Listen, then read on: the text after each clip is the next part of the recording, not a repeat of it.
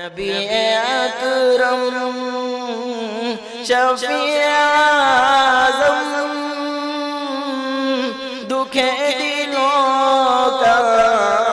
خیال لے لو۔ بسم اللہ الرحمن الرحیم الحمد للہ وکفا وسلام علی عباده الذین اصطفى اما بعد فاعوذ باللہ من الشیطان الرجیم بسم اللہ الرحمن الرحیم یا ایہا المدثر قم فانذر وربک فکبر وثیابک فطہر والرجز فاہجر وقال النبی صلی اللہ علیہ وسلم بعثت إلى الأحمر والأسود او كما قال علیہ الصلاة والسلام۔ معزز سامعین کرام، جیسا کہ آپ جانتے ہیں جناب رسول اللہ صلی اللہ علیہ وسلم کی ولادت اور آپ صلی اللہ علیہ وسلم کے بچپنے کا تذکرہ کرتے ہوئے آپ صلی اللہ علیہ وسلم کے کاروباری مشغولیت کا بھی ہم نے تذکرہ کیا۔ حضرت خدیجۃ الکبریٰ رضی اللہ تعالی عنہا سے شادی اور پھر اس کے بعد بیت اللہ کے تعمیر میں آپ صلی اللہ علیہ وسلم کے فیصلے جو سارے قبائل نے مانا تھا اس کا بھی تذکرہ کرتے ہوئے حضور اکرم صلی اللہ علیہ وسلم کی وحی کا تذکرہ ہم نے کیا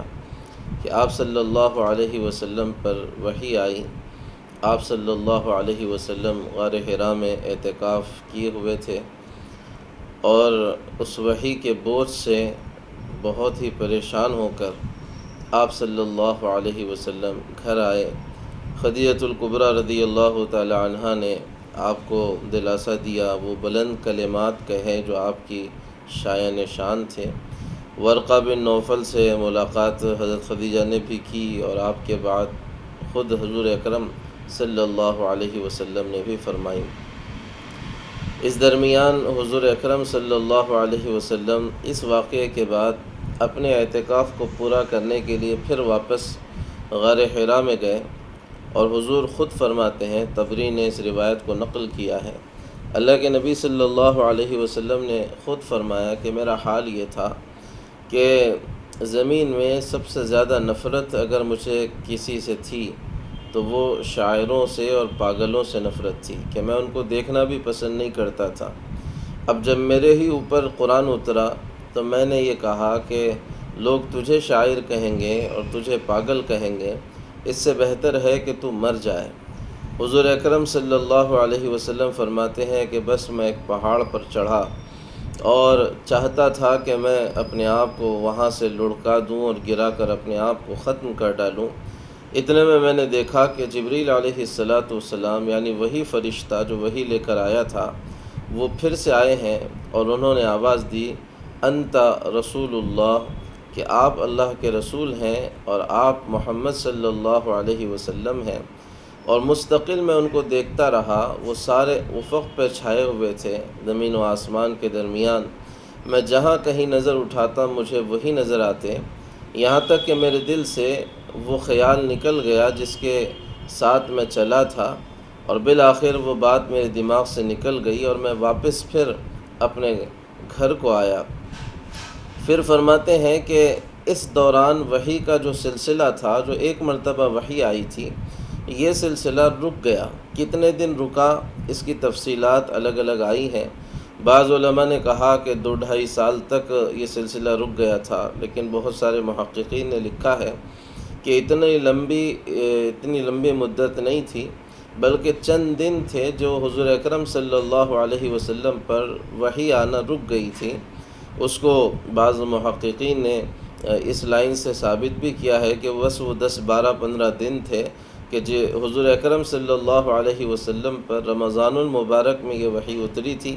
اور آپ صلی اللہ علیہ وسلم کا معمول تھا کہ آپ سارا رمضان اعتکاف کر کے 1 شوال کو واپس آتے تھے۔ تو جو دوسری وحی آپ صلی اللہ علیہ وسلم پر اتری تھی، اس وحی کی جو صورتحال تھی وہ یہ بتاتی ہے کہ وہ 1 شوال تاریخ تھی جس پر اللہ کے نبی صلی اللہ علیہ وسلم پر یہ دوسری وحی اتری۔ اللہ کے نبی صلی اللہ علیہ وسلم اپنا اعتکاف مکمل کر کے اس کے بعد اس سارے دورانیے میں بار بار وحی کے سلسلے کے رکنے کی وجہ سے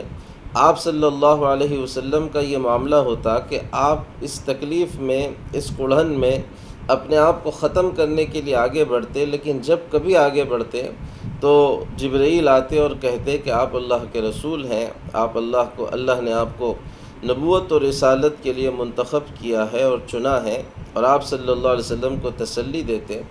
پھر حضور اکرم صلی اللہ علیہ وسلم فرماتے ہیں کہ میں نے اپنا اعتکاف مکمل کیا اور میں واپس آ رہا تھا تو میں نے پھر اسی فرشتے کو جو پہلی مرتبہ میرے پاس آیا تھا، میں نے اس کو راستے میں دیکھا کہ وہ ایک کرسی آسمانوں میں لگا کر بیٹھا ہوا ہے کہ جو مشرق و مغرب کو اور زمین و آسمان کو ڈھانپے ہوئے ہیں۔ اس کی اس حیت کو اور اس کی اس کیفیت کو دیکھ کر میری حالت خراب ہو گئی، میری زمین پر میری نگاہ گڑ گئی، اور میں بس وہاں سے تیزی سے گھر پر آیا، اور پھر حضور اکرم صلی اللہ علیہ وسلم نے وہی بات کہی، دثرونی، مجھے اڑاؤ، مجھے کمبل میں لٹاؤ۔ حضرت خدیجۃ الکبریٰ رضی اللہ تعالی عنہا نے آپ صلی اللہ علیہ وسلم کو کمبل میں لٹایا، اور اسی پر دوسری وحی حضور اکرم صلی اللہ علیہ وسلم پر اتری، یا ایھا المدثر قم فانذر وربک فکبر وثیابک فطہر والرجز فہجر، کہ اے اوڑھنے لپیٹنے والے، اٹھیے اور لوگوں کو ڈرائیے اور اپنے رب کی بڑائی اور تکبیر بلند کیجیے، اور ان گندگی کی چیزوں سے اپنے آپ کو دور رکھیے اور دوسروں کو بھی دور رکھیے، اور صبر کی عادت بنائیے۔ اور یہ ساری کی ساری وحی تھی جو پہلی وحی کا گویا خلاصہ تھا۔ حضور اکرم صلی اللہ علیہ وسلم کو باضابطہ حکم دے دیا گیا تھا کہ اب آپ کو یہ ذمہ داری اوڑھنی ہے، اور اس ذمہ داری کے ساتھ آپ کو آگے بڑھنا ہے، اور اس ذمہ داری کو اپنے سر پر لے کر چلنا ہے۔ اللہ کے نبی صلی اللہ علیہ وسلم پر جب یہ وحی آئی تو شمائل میں روایت ہے، اللہ کے نبی صلی اللہ علیہ وسلم نے حضرت خدیجۃ الکبریٰ رضی اللہ تعالی عنہا سے کہا تھا کہ یا خدیجہ، من ادعو من یستجیب، کس کو بلاؤں اور کون میری سنے گا؟ اس سارے کے سارے کفر کے ماحول میں اور بتوں کے ماحول میں، اور اس سارے کے سارے کفرستان میں ایک توحید کا ہلکا سا نغمہ اور ہلکی سی بات اور ایک ٹمٹماتا چراغ پتہ نہیں کہ کب بجھ جائے، کون اس کی طرف توجہ دے گا؟ خدیجہ رضی اللہ تعالی عنہ کے جملے تھے کہ آپ پہلے بلانے والے بنیے اور میں پہلی قبول کرنے والی بنتی ہوں۔ یہ وہ ڈھارس تھی اور تسلی تھی حضرت خدیجۃ الکبریٰ رضی اللہ تعالی عنہ کی، جنہوں نے بہت کچھ کام کیا تھا حضور اکرم صلی اللہ علیہ وسلم کی دعوت کے لیے اور حضور اکرم صلی اللہ علیہ وسلم کی مشن کے لیے، اور جگہ جگہ پھر آپ اپنے نبی اور اپنے شوہر کے لیے ایسی بہترین معاون اور مددگار بنی تھیں۔ آپ کے ہر مسئلے میں ایسا زبردست ساتھ دیا تھا کہ حضور اکرم صلی اللہ علیہ وسلم ساری زندگی حضرت خدیجۃ الکبریٰ رضی اللہ تعالی عنہا کو یاد کرتے رہتے تھے، ان کی سہیلیوں کے ساتھ حسن سلوک کرتے رہتے تھے۔ بعض مرتبہ حضرت عائشہ رضی اللہ تعالیٰ عنہ فرماتی تھیں کہ مجھے غیرت آ جاتی تھی حضور کے حضرت خدیجہ کے یاد کرنے پر، تو میں نے ایک مرتبہ کہہ ہی دیا کہ حضور اللہ نے آپ کو ان سے اچھی بیویاں عطا کر دی ہیں اور ان سے کم عمر والی عورتیں اور لڑکیاں بیویاں عطا کر دی ہیں، پھر بھی آپ ایک بوڑھی عورت کو ہی یاد کرتے رہتے ہیں۔ تو حضور نے اس وقت کہا تھا کہ عائشہ، خدیجہ نے میرا اس وقت ساتھ دیا تھا جب لوگوں نے میرا ساتھ دینے سے انکار کر دیا تھا، اور خدیجہ نے اس وقت میرے اوپر خرچ کیا تھا جب لوگوں نے خرچ کرنے سے انکار کر دیا تھا۔ وہ میرے غموں کی ساتھی تھی اور میرے رازوں کی شریک تھی اور وہ میری زندگی کی رفیق تھی، لہذا اس کی برابری تو کوئی کر ہی نہیں سکتا۔ حضرت خدیجۃ الکبریٰ رضی اللہ تعالی عنہا تھی جنہوں نے حضور اکرم صلی اللہ علیہ وسلم کو بڑی تسلی دی تھی، اور آپ صلی اللہ علیہ وسلم سے کہا تھا کہ آپ ہی آخری نبی ہیں، آپ اطمینان رکھیں کہ اللہ آپ کو ضائع نہیں کرے گا۔ پہلی وحی کا جو جملہ ہے اس کو بھی تھوڑا سا اگر ہم اس کی اس کی تھوڑی سی باریکی میں جائیں تو بہت عجیب جملہ ہے کہ یا ایھا المدثر جو کہا تھا، اس کے ایک لفظی معنی ہے کہ اوڑھنے والے اور کمبل لپیٹنے والے، لیکن اس کا دوسرا جو لفظ لغوی معنی ہے، دثرہ کے معنی آتے ہیں کہ بکھرے ہوئے جو تنکے ہوتے ہیں، عربی میں کہا جاتا ہے دثر الطائر عشہ، کہ پرندے نے اب بکھرے ہوئے بالوں کو اور تنکوں کو جمع کر کر کے اپنا گھونسلہ بنایا۔ تو گویا حضور اکرم صلی اللہ علیہ وسلم سے کہا جا رہا تھا کہ انسانیت اللہ کے معاملے میں بکھر چکی ہے، اب آپ کا کام یہ ہے کہ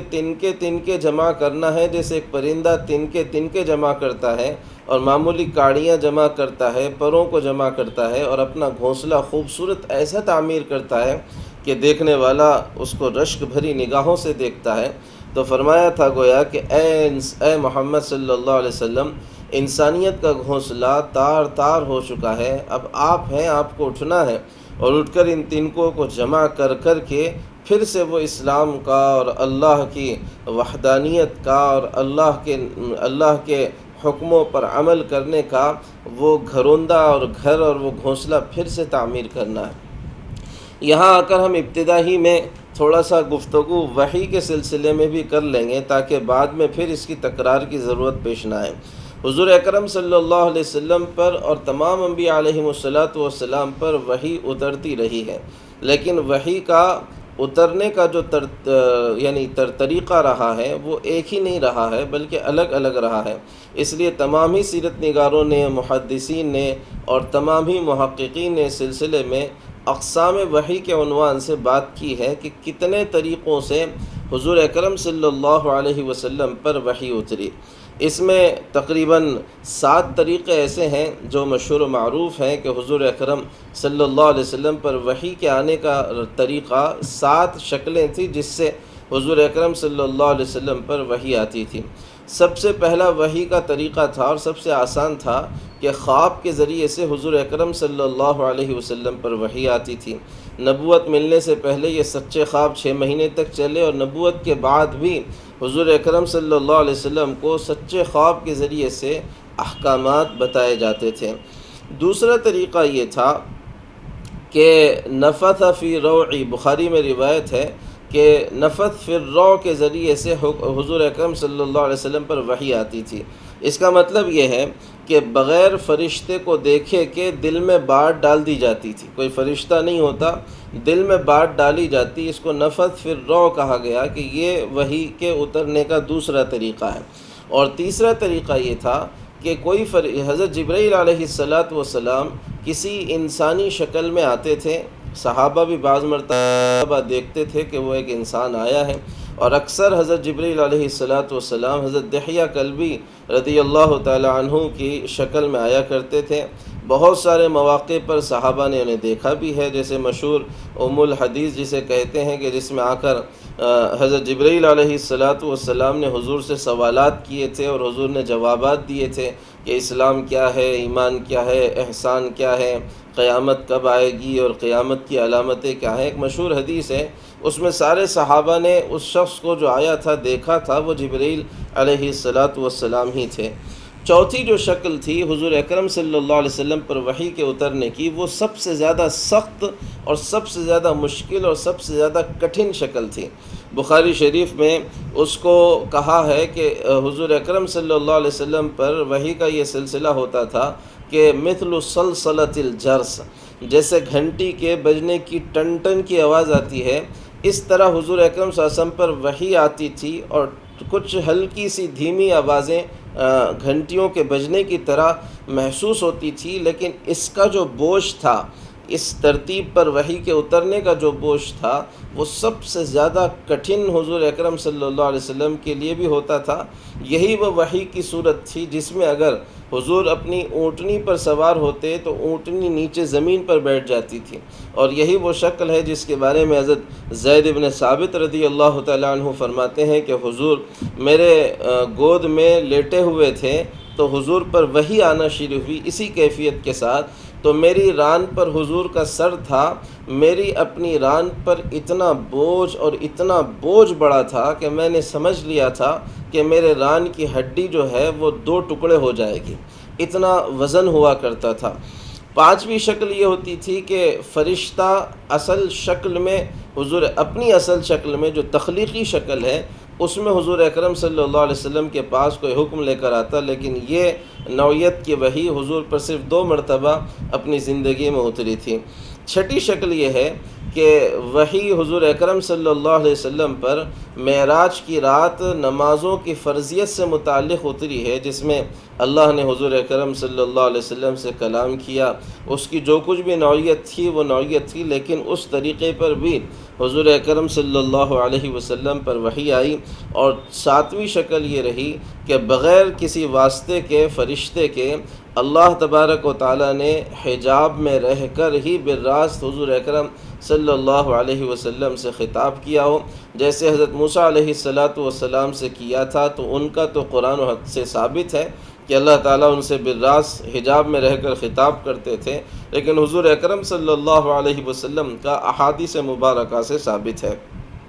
بہرحال یہ تفصیل رہی ہے وحی کے اترنے کی حضور اکرم صلی اللہ علیہ وسلم پر۔ اب 23 سال کے عرصے میں جتنی مرتبہ وحی اتری ہے، ان شکلوں میں حضور اکرم صلی اللہ علیہ وسلم پر وحی اتری۔ اس وحی کے اترنے کے بعد قم فانذر کا حکم ملا تھا کہ کھڑے ہوئیے اور ڈرائیے لوگوں کو، یعنی دعوت دیجیے، اللہ کے عذاب سے ڈرائیے اور جنت کی خوشخبریاں سنائیے۔ حضور اکرم صلی اللہ علیہ وسلم پر سب سے پہلے جنہوں نے ایمان لایا بغیر کسی یعنی تقسیم کے اگر کہا جائے تو وہ حضرت خدیجۃ الکبریٰ رضی اللہ تعالی عنہا تھیں، اور یہ بات عورتوں کے لیے بڑی شرف کی بات ہے کہ حضور پر سب سے پہلا کلمہ پڑھنے والی اور یقین کرنے والی اور ایمان لانے والا مرد نہیں تھا، عورت تھی۔ حضرت خدیجہ رضی اللہ تعالی عنہا کے بعد حضور اکرم صلی اللہ علیہ وسلم کے گھر ہی کے آپ کے غلام تھے حضرت زید بن حارثہ رضی اللہ تعالی عنہ، انہوں نے بھی حضور اکرم صلی اللہ علیہ وسلم پر ایمان لایا۔ اس کے بعد حضرت علی رضی اللہ تعالیٰ عنہ نے ایک مرتبہ دیکھا کہ حضور حضرت خدیجہ رضی اللہ تعالیٰ عنہ نماز پڑھ رہے ہیں، تو حضرت علی نے کہا کہ آپ یہ کیا کر رہے ہیں؟ حضور نے کہا کہ اللہ نے مجھے اپنا نبی بنا کر بھیجا ہے، تم میرے اوپر ایمان لا لو۔ حضرت علی رضی اللہ تعالیٰ عنہ نے کہا کہ میں اپنے والد ابو طالب سے مشورہ کر لیتا ہوں۔ حضور نے کہا کہ ٹھیک ہے، لیکن اس بات کو راز میں رکھنا بھی ہم نہیں چاہتے کہ یہ بات پھیل جائے لوگوں کے درمیان۔ بالآخر دوسرے دن حضرت علی رضی اللہ تعالیٰ عنہ نے بھی ایمان لایا، اور پہلے ہی دن حضرت ابوبکر رضی اللہ تعالیٰ عنہ سے جب گھر کے یہ افراد مجھ سے مطمئن حضور اکرم صلی اللہ علیہ وسلم ہو گئے، تو حضرت ابوبکر رضی اللہ تعالیٰ عنہ سے حضور ملے، جو آپ کے بہت ہی قریبی دوست تھے، آپ کے ہمدم تھے، جانثار تھے، آپ کے رفیق محترم تھے۔ ان کے سامنے حضور اکرم صلی اللہ علیہ وسلم نے اپنے ایمان کی بات جب کی تو انہوں نے فوراً حضور اکرم صلی اللہ علیہ وسلم پر ایمان لایا، تصدیق کی، اور صدیق آپ کا لقب بنا کہ آپ کو سچا سب سے پہلے باہر کے لوگوں میں کہنے والے حضرت ابوبکر رضی اللہ تعالیٰ عنہ تھے۔ اسی لیے حضرت ابوبکر کو سابقین اولین میں شمار کیا جاتا ہے، کیونکہ گھر کے لوگ بہرحال ایمان لا ہی لیتے ہیں، لیکن باہر کے لوگوں میں سب سے پہلے ایمان لانے والے اگر کوئی تھے تو حضرت ابوبکر صدیق رضی اللہ تعالیٰ عنہ تھے۔ ابوبکر صدیق رضی اللہ تعالیٰ عنہ کے ایمان لانے کے بعد حضرت ابوبکر رضی اللہ تعالیٰ عنہ نے اور لوگوں پر محنت کی۔ اس کی کیا ترتیبیں رہیں، ہم اس کے تذکرے سے پہلے ان دعوتی مراحل کا تذکرہ کرنا مناسب سمجھتے ہیں جس سے حضور کی مکہ کی زندگی گزری ہے۔ حضور اکرم صلی اللہ علیہ وسلم کی مکہ کی جو زندگی تھی، نبوت ملنے کے بعد وہ زندگی 13 سال کی زندگی ہے، اور مدینہ کی زندگی نبوت ملنے کے بعد 10 سال کی زندگی ہجرت کے بعد کی۔ مکہ کی یہ زندگی جو ہے یہ 3 حصوں میں تقسیم ہوئی ہے۔ پہلا حصہ 3 سال کا تھا، یہ 3 سال کا مرحلہ خفیہ دعوت کا مرحلہ رہا ہے، اور 3 سال کے بعد اللہ کی طرف سے حکم ہوا کہ علانیہ آپ دعوت دیں، تو 7 سال تک علانیہ دعوت کا یہ نظام چلا ہے، اور 7 سال کے بعد اللہ کی طرف سے اجازت ملی اور حکم ہوا تو اطراف مکہ اور مکہ کے باہر دعوتوں کا سلسلہ چلا، اور وہ 3 سال ہجرت تک چلا، اور پھر ہجرت کے بعد کی باتیں اس کے بعد اس موقع پر پھر پیش آئیں گے۔ ابھی اس وقت ہم جس مرحلے کا تذکرہ کر رہے ہیں وہ حضور اکرم صلی اللہ علیہ وسلم کو وحی ملنے کے بعد ان 3 سالوں کا تذکرہ کر رہے ہیں جس میں حضور کو حکم تھا کہ آپ خفیہ طور پر دعوت دیں، اعلان علل اعلان دعوت نہ دیں۔ عام طور پر یہاں یعنی سیرت کے اعتبار سے ہم لوگوں سے یہ غلطی ہوتی ہے کہ ہم یہ کہتے ہیں کہ حضور پر حرا میں وحی اتری اور آپ آئے اور اس کے بعد کوہ صفا پہ جا کر آپ نے اعلان کر دیا۔ کوہ صفا کا اعلان 3 سال کے بعد ہوا ہے، کوہ صفا کا اعلان فوراً نہیں ہوا ہے، بلکہ اللہ کے نبی صلی اللہ علیہ وسلم نے اپنے سے جو متعلق لوگ تھے، قریبی لوگ تھے، جن لوگوں کو حضور اکرم صلی اللہ علیہ وسلم پر اعتماد تھا اور جن پر حضور اکرم صلی اللہ علیہ وسلم کو اعتماد تھا، جن کی طبیعتیں پاکیزہ تھیں اور جن کی طبیعتوں میں شرافت تھی اور جو حضور سے متاثر تھے، اللہ کے نبی صلی اللہ علیہ وسلم نے خاموشی کے ساتھ ان لوگوں کو اپنی دعوت کا عنوان بنایا اور ان لوگوں تک اپنی بات پہنچائی۔ ان 3 سالوں کے اندر خفیہ دعوت چلی۔ یہی خفیہ دعوت تھی جو حضرت ابوبکر رضی اللہ تعالیٰ عنہ کو دی گئی تو وہ مومن ہوئے۔ حضرت ابوبکر رضی اللہ تعالیٰ عنہ ایک بڑے تاجر آدمی تھے، ساہوکار قسم کے آدمی تھے اور کاروباری آدمی تھے، اور مزاج کے اعتبار سے انتہائی یعنی خلیق آدمی تھے اور متواضع آدمی تھے اور خوش مزاج آدمی تھے۔ اس لیے لوگوں کا تانتا ان کے پاس بندھا ہوا ہوتا تھا۔ لوگ آتے تھے، کاروباری ضرورتیں بھی پوری کرتے تھے، سامان اور خرید و فروخت بھی ہوتی تھی، اور ان کی خوش مزاجی کی وجہ سے لوگ ان کے پاس بیٹھتے تھے اور ان کے ارد گرد لوگوں کا حلقہ ہوتا تھا۔ حضرت ابوبکر رضی اللہ تعالیٰ عنہ نے جب ایمان لا لیا تو اب انہوں نے آنے والے افراد میں جو سلیم الطبع اور پاکیزہ شخصیتیں تھیں ان کو عنوان بنا کر اپنی دعوت ان کے سامنے رکھی۔ لہذا حضرت ابوبکر رضی اللہ تعالیٰ عنہ کے ذریعے سے حضرت عثمان رضی اللہ تعالیٰ عنہ ایمان لائے، حضرت زبیر رضی اللہ تعالیٰ عنہ ایمان لائے، عبد الرحمن بن عوف رضی اللہ تعالیٰ عنہ ایمان لائے، سعد بن ابی وقاص رضی اللہ تعالیٰ عنہ ایمان لائے، طلحہ بن عبید اللہ رضی اللہ تعالیٰ عنہ ایمان لائے۔ یہ وہ سابقین اولین ہیں جنہوں نے حضرت ابوبکر کے ذریعے سے حضور اکرم صلی اللہ علیہ وسلم کے دامن میں پناہ لی اور آپ صلی اللہ علیہ وسلم کی نبوت کا اقرار کیا۔ پھر جو ابتدا میں ایمان لانے والے لوگ تھے ان میں حضرت بلال رضی اللہ تعالیٰ عنہ بھی تھے، ان میں حضرت ابو عبیدہ ابن الجراح رضی اللہ تعالیٰ عنہ بھی تھے، حضرت ابو سلمہ رضی اللہ تعالیٰ عنہ تھے، حضرت ارقم تھے، اور ایسے ہی حضرت عثمان ابن مظعون رضی اللہ تعالیٰ عنہ تھے، ایسے ہی سعید ابن زید تھے، اور ایسے ہی حضرت عمر رضی اللہ تعالیٰ عنہ کی بہن تھیں حضرت فاطمہ جنہوں نے ایمان لایا تھا، اور انہی کے وہ واقعہ ہے جو حضرت عمر رضی اللہ تعالیٰ عنہ کے اسلام کا سبب بنا تھا۔ ہم اس کو حضرت عمر کے اسلام کے وقت بیان کریں گے۔ اب یہاں پر تھوڑا سا تفصیلی بات نہ کرتے ہوئے ان لوگوں کے ان سارے صحابہ کے ایمان لانے کے الگ الگ واقعات ہوئے ہیں، ہم ان کی طرف توجہ نہ کرتے ہوئے، کیونکہ پھر اگر ہم حضرت ابوبکر کے ایمان کی طرف جائیں گے اور وہ تفصیل ہو جائے گی، اور ایسے ہی دوسرے سابقین اولین صحابہ کے ایمان کی طرف جائیں گے تو وہ بھی ایک لمبی تفصیل ہو جائے گی۔ بہرحال ہم جہاں جہاں ضرورت کے اعتبار سے اہم لوگوں کے ایمان لانے کے واقعات کو، جہاں حضور کی سیرت کے ساتھ کوئی اہم جوڑ نظر آئے گا، اس کو بیان کرتے ہوئے آگے بڑھیں گے۔ ان لوگوں کے ایمان لانے کے واقعات کو آپ جو ہے سو سیرت کی کتابوں میں جگہ جگہ پڑھ بھی سکتے ہیں، اور بہت ساری جگہوں پر تفصیلی ان کے واقعات موجود ہیں۔ 3 سال کا یہ عرصہ اس طرح خاموش دعوت کے ساتھ گزرتا رہا۔ اس خاموش دعوت کے چلتے چلتے مکہ میں یہ تو بات چل گئی تھی کہ محمد صلی اللہ علیہ وسلم کسی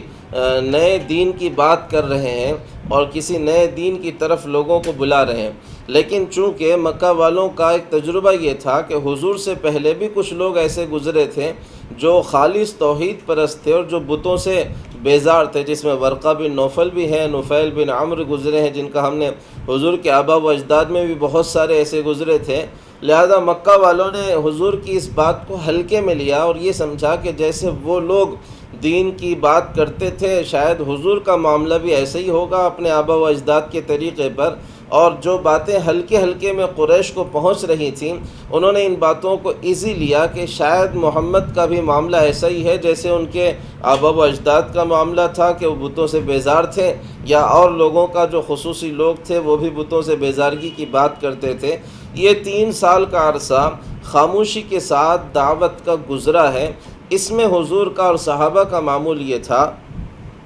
کہ ارقم رضی اللہ تعالیٰ عنہ جو حضور اکرم صلی اللہ علیہ وسلم پر ایمان لانے والے سابقین میں جن کا شمار ہوتا ہے، ان کا ایک مکان تھا کوہ صفا پر، صفا پہاڑی پر ان کا ایک مکان تھا۔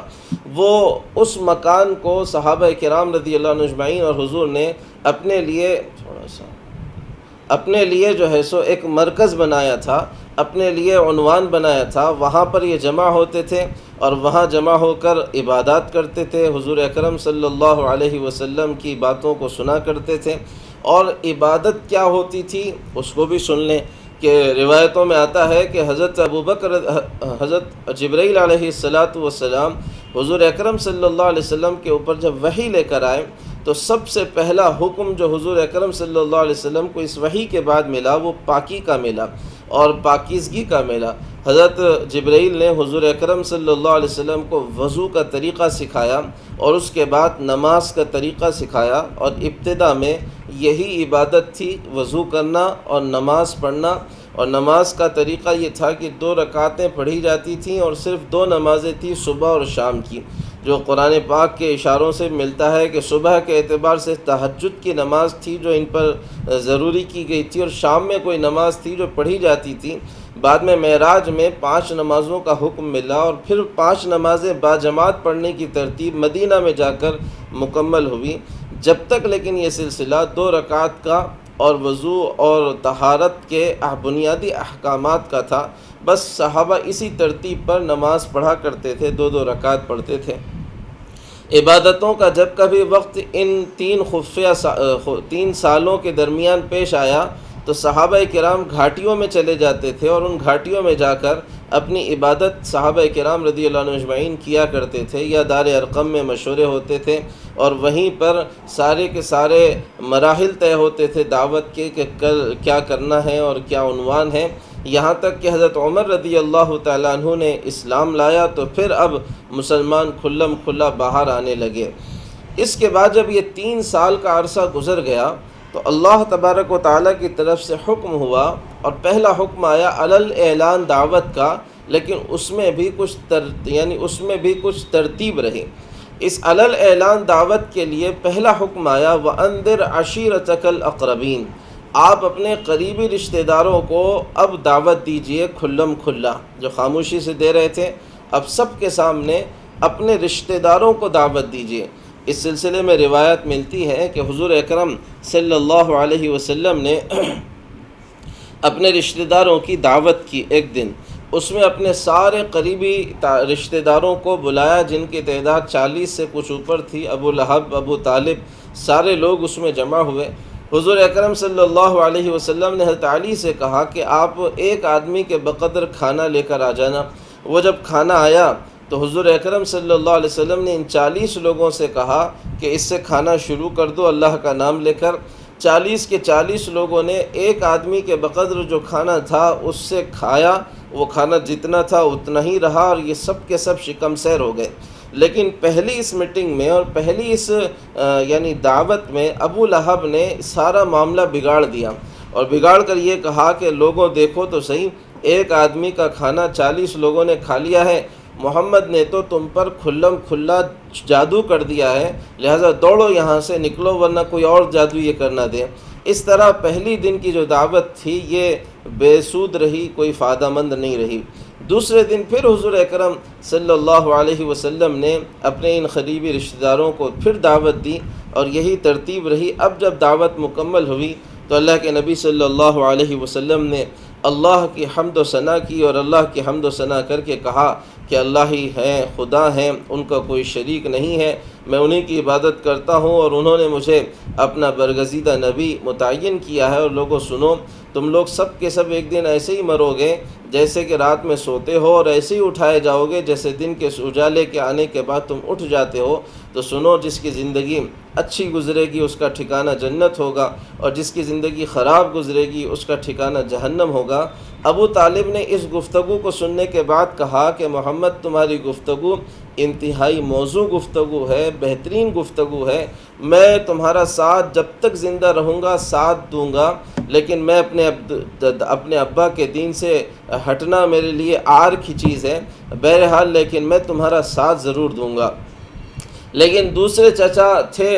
یہ ابو طالب کے، تو یہ جملے تھے، اور دوسرا چچا ابو لہب تھا، اس نے کہا کہ اے قریشیوں اور خاندان کے لوگوں، محمد کا ہاتھ یہیں پکڑ لو ورنہ آگے چل کر سارے قبائل کے درمیان یہ ہم کو نقصان پہنچا دیں گے، رسوا کریں گے، اور پھر ہم پورے عرب سے لڑنے کی طاقت نہیں رکھیں گے۔ بہرحال یہ مجلس ختم ہوئی، اور اس کے بعد حضور اکرم صلی اللہ علیہ وسلم کو دوسرا حکم اللہ کی طرف سے دیا گیا، فاصدع بما تؤمر واعرض عن المشرکین، کہ جو بات آپ سے کہی گئی ہے برملا کھلم کھلا واشگاف نعرہ اس کا لگائیے اور کھلم کھلا اس کی دعوت دیجیے۔ حضور اکرم صلی اللہ علیہ وسلم نے کوہ صفا پر ایک مرتبہ اپنے آپ کو، کوہ صفا پر حضور تشریف لے گئے، اور کوہ صفا پر کھڑے ہو کر اللہ کے نبی صلی اللہ علیہ وسلم نے آواز لگائی، اے قریش، اے فلاں، اے فہر، اے بنی مالک، او فلاں اور چنا، سارا کا سارا مکہ اس آواز پر جمع ہوا، یا صباحا، ایک آواز لگائی جاتی تھی، خطرے کے موقعوں پر یہ آواز ہوتی تھی، ہائے صبح، اور ہائے کتنی بری صبح ہے، یا لوگوں متوجہ ہو جاؤ، لوگوں کو توجہ دلانے کے لیے۔ روایتوں میں لکھا ہے کہ مکہ کا ایک ایک فرد اس آواز پر جمع ہوا، اور جو خود نہیں آ سکتا تھا اس نے اپنے کسی نمائندے کو یا غلام کو بھیجا کہ جاؤ دیکھو محمد نے کیوں آواز لگائی ہے، کیا بات ہے۔ حضور اکرم صلی اللہ علیہ وسلم نے یہ سب جب جمع ہوئے تو ان سے کہا کہ اگر میں تم سے کہوں کہ اس پہاڑ کے پیچھے ایک لشکر ہے جو تم پر حملہ کرنا ہی چاہتا ہے، تو کیا تم میری بات کی تصدیق کر دو گے؟ لوگوں نے کہا کہ ہاں ہاں بالکل ہم آپ کی تصدیق کریں گے، کیونکہ آپ سچے ہیں، امانت دار ہیں۔ حضور اکرم صلی اللہ علیہ وسلم نے کہا کہ پھر اے لوگوں، لا الہ الا اللہ کہو، کامیاب ہو جاؤ گے، کیونکہ اللہ کا عذاب بھی اتنا ہی قریب ہے، اگر تم اس کا اقرار نہیں کرو گے تو تم اس عذاب کا شکار ہو جاؤ گے۔ بس یہ کہنا تھا کہ سارا کا سارا مکے کا نظام جو عزت کی نگاہ سے حضور اکرم صلی اللہ علیہ وسلم کو دیکھا جاتا تھا اور جو عظمت کی نگاہ حضور پر ڈالی جاتی تھی، سارا کا ساری سچویشن ہی تبدیل ہو گئی۔ سب سے پہلے حضور اکرم صلی اللہ علیہ وسلم کے خلاف جو آواز اٹھی وہ گھر کی آواز تھی، چچا ابو لہب کی۔ اس نے کہا تھا تبا لک یا محمد سائر الیوم لہذا جمعتنا، اے محمد تو برباد ہو، نعوذ باللہ تو ہلاک ہو، کیا اس لائن کی باتوں کے لیے ہم کو جمع کیا تھا؟ بعض روایتوں میں کہ ابو لہب نے ایک پتھر تک اٹھا لیا تھا حضور اکرم صلی اللہ علیہ وسلم کو مارنے کے لیے، لیکن شاید اس کو مارنے کی نوبت نہیں آئی اور مہلت نہیں ملی۔ بہرحال اب مکہ کے اندر ایک زبردست انقلابی نعرہ لگ چکا تھا، اور مکہ کے ہر گھر، ہر نکڑ، ہر چوراستے پر اگر کوئی موضوع تھا اور کوئی عنوان اور بحث کا کوئی موضوع چھڑ گیا تھا تو وہ محمد صلی اللہ علیہ وسلم کی نبوت کا اعلان تھا۔ اب سب سے بڑا مسئلہ جو تھا قریش کے لیے کہ وہ حضور اکرم صلی اللہ علیہ وسلم کی اس بات کو مانیں یا نہ مانیں۔ تھوڑا سا یہاں ٹھہر کر ہم ایک بات کو بنیادی سمجھیں۔ قریش کے لیے یہ بات کلیئر تھی کہ محمد صلی اللہ علیہ وسلم سچے ہیں، آپ جھوٹے نہیں ہیں، آپ امانت دار ہیں، آپ نے جو کچھ بھی آج تک کہا ہے وہ سچ کہا ہے۔ لیکن اس دعوت کے قبول کرنے کے پیچھے جو سب سے بڑی وجہ تھی وہ یہ تھی کہ قریش یہ سمجھ چکے تھے کہ اگر ہم نے اس نعرے کے پیچھے اپنے آپ کو ڈالا اور محمد صلی اللہ علیہ وسلم کو اللہ کا نبی مانا تو ہماری جو قبائلی چودراہٹ ہے اور ہماری جو قبائلی سرداری ہے، اور ہم نے جو اپنے آپ کو خاص لوگ اور حمص کہتے تھے اور بہادر لوگ کہتے تھے اور لوگوں پر، انسانیت پر اپنے آپ کو ایک فضیلت سمجھ دیتے تھے، یہ جو کچھ ہمارے حصے میں اپنی چودراہٹ ہے، اپنی سرداریاں ہیں، یہ محمد صلی اللہ علیہ وسلم کو نبی مانتے ہی ان سب کا خاتمہ ہو جائے گا، اور ہمیں ان سب کو چھوڑ کر محمد صلی اللہ علیہ وسلم کے زیر نگرانی آ جانا پڑے گا۔ لہٰذا جو رؤسائے قریش تھے، قریش کے جو چودھری تھے اور بڑے لوگ تھے، ان کے لیے یہی چیز سب سے بڑی مانع بنی حضور اکرم صلی اللہ علیہ وسلم کی دعوت کو اور نبوت کا انکار کرنے کے لیے۔ لیکن اگر وہ یہ بات لوگوں سے کہتے تو سیدھی سیدھی بات تھی کہ ان کی سیاسی مصلحت اور سیاسی دوربینی اس کی اجازت نہیں دیتی تھی کہ وہ یہ بات کہے کہ ہم محمد کی مخالفت اس لیے کر رہے ہیں کہ ہماری چودراہٹ چلی جائے گی، یہ بات تو الٹا ان کے لیے نقصان دہ بن جاتی۔ لہذا انہوں نے یہ ترتیب اختیار کی کہ حضور اکرم صلی اللہ علیہ وسلم جو صاف اعلان ملنے کے بعد، اللہ کی طرف سے حکم ملنے کے بعد کہ مشرکوں سے اعراض کریے اور اپنی بات کھلا ان سے کہیے، حضور کا اب طریقہ یہ تھا کہ حضور ان معبودان باطل کی خرابیوں کو واضح کرتے تھے، کہتے تھے کہ پتھر ہیں، کچھ نہیں کر سکتے، ان کے اندر کوئی استطاعت نہیں ہے، کوئی طاقت نہیں ہے۔ انہوں نے اسی عنوان کو اپنے لیے مناسب سمجھا، اپنی چودراہٹ کی باتوں کو دل میں چھپا کر آواز یہ لگائی مکہ کے درمیان کہ دیکھو محمد تو ہمارے خداؤں کو برا بھلا کہہ رہے ہیں اور محمد ہمارے خداؤں کی توہین کر رہے ہیں۔ یہ ایک اچھا ٹاپک تھا کسی بھی سیاسی آدمی کے لیے اپنی سیاست کو باقی رکھنے کے لیے کہ وہ دین کا عنوان بیچ میں لا لیتا ہے، اور جو کمزور عقل والے لوگ ہوتے ہیں، جن کے اندر سوچ بوجھ کی کمی ہوتی ہے، وہ اس موقع پر ہمیشہ سے ہی جذباتی ہوتے رہے ہیں، تو اس وقت بھی جذباتی ہوئے اور ان سرداروں کے پیچھے ایک بڑی بھیڑ لگ گئی جنہوں نے یہ کہا کہ ہاں یہ صحیح کہہ رہے ہیں کہ محمد صلی اللہ علیہ وسلم نے ہمارے خداؤں کو برا کہا ہے، ہمارے معبودوں کو گالیاں دے رہے ہیں۔ اس کا جو ری ایکشن آنا چاہیے تھا وہ ری ایکشن بھی آنے لگا، اور اس ری ایکشن کے لیے حضور اکرم صلی اللہ علیہ وسلم اور صحابہ پہلے سے ہی تیار تھے، کیونکہ معلوم تھا ہر نبی نے جب کبھی حق کو لے کر اپنے آپ کو کھڑا کیا ہے، اس کے ساتھ جو سلوک قوم اور عوام کا ہوا ہے وہ کوئی اچھا نہیں رہا ہے۔ لہذا یہ لوگ سب سے پہلے ابو طالب کے پاس گئے، اور ابو طالب کے پاس جانے کے بعد کہا کہ ابو طالب ان سے کہو۔ ابو طالب کے پاس ان کا آنا جانا کئی روایتیں ملتی ہیں کہ یہ ابو طالب کے پاس آئے پہلے مرحلے میں اور آ کر کہا کہ دیکھو تمہارے بھتیجے محمد صلی اللہ علیہ وسلم بہت ہمارے خداؤں کو برا بھلا کہہ رہے ہیں، لہذا ان کو اس سے روک دو۔ یہ پہلی بات تھی، ابو طالب نے ان کو کسی طرح سمجھا بجھا کر واپس کر دیا۔ دوسری بار پھر یہ ابو طالب کے پاس آئے اور ابو طالب سے کہا کہ ہم ان سے بات کرنا چاہتے ہیں محمد سے۔ حضور کو حضرت ابو طالب نے بلایا، اور ابو طالب نے بلا کر جب ان کی آپس میں بات چیت ہوئی، تفصیلی واقعات ہیں کہ انہوں نے کہا کہ محمد تمہارے آنے سے پہلے مکہ کا نظام صحیح چل رہا تھا، تم آئے اور تم نے خدا کی دعوت دی اور ایک دین کی طرف بلایا، اور تمہاری اس دعوت نے کتنا زبردست انتشار مچایا ہے کہ آج بیٹی باپ سے علیحدہ ہے، بیٹا باپ سے علیحدہ ہے، بھائی بھائی کے درمیان تم نے تفریق کر دی ہے، میاں بیوی ایک دوسرے کے خلاف ہو چکے ہیں، لہذا یہ تم ساری کی ساری چیزیں جو کر رہے ہو یہ مناسب نہیں ہے۔ اس پر حضور اکرم صلی اللہ علیہ وسلم نے ان سے کہا تھا کہ یا معاشر العرب، اے عرب کی جماعت، ایک بات ہے، ایک میری بس ایک درخواست ہے، اگر تم اسے قبول کر لو گے تو عرب تمہاری بادشاہت میں آ جائے گا اور سارا عجم تمہارے قدموں کے نیچے پڑے گا۔ اس پر ابو جہل کھڑے ہو کر کہنے لگا کہ محمد اگر یہی بات ہے کہ ساری دنیا کی بادشاہت ہمیں مل جائے گی تو تمہاری ایک بات نہیں 10 باتیں ہم ماننے کے لیے تیار ہیں۔ اس پر حضور اکرم صلی اللہ علیہ وسلم نے فرمایا تھا کہ لا الہ الا اللہ کہہ لو کہ یہی چیز تمہیں یہ سب دلائے گی۔ تو ابو جہل نے کہا تھا اجعل الآلہۃ الہا واحدا ان ھذا لشیء عجاب، کہ دیکھو تو صحیح سارے ہمارے 360 بت مل کر ہمیں عرب کی بادشاہت نہیں دلا پا رہے ہیں، محمد کا اے خدا یہ سب کیسے کر دے گا؟ عقل کے اوپر چلنے والے ہر زمانے میں دھوکہ کھاتے ہیں اور ہر زمانے میں انہوں نے دھوکہ کھایا ہے، اور جو نبی کی خبر پر یقین کرنے والے ہوتے ہیں وہ ہمیشہ کامیاب ہوتے ہیں۔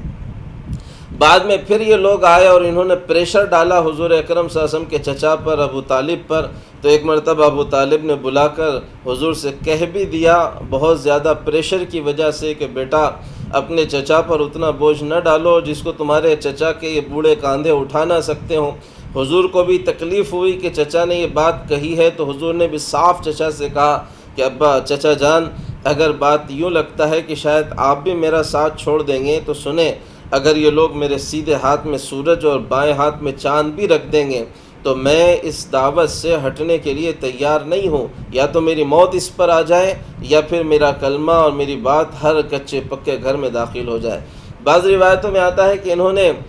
سیٹلمنٹ کی بات بھی حضور اکرم صلی اللہ علیہ وسلم سے کی ابو طالب کے درمیان۔ ابو الولید کو لے کر آئے جو مکہ کا بہت ہی اہم ترین آدمی تھا، اور اس سے کہا کہ جا کر تم ذرا محمد صلی اللہ علیہ وسلم سے بات کرو۔ اس نے کہا کہ میں محمد کے سامنے ایسی بات رکھوں گا کہ اب اس کے بعد کوئی بات ہی نہیں ہوگی۔ اس نے آ کر حضور سے کہا کہ اے محمد، اگر تم اپنی اس دعوت کے ذریعے سے مال چاہتے ہو تو میں پورے قریش کے سرداروں سے مل کر آیا ہوں، تمہارے لیے سارا مال جمع کر دیں گے، تم مکہ کا سب سے زیادہ معزز اور سب سے بڑے امیر آدمی بن جاؤ گے۔ اور اگر تم اس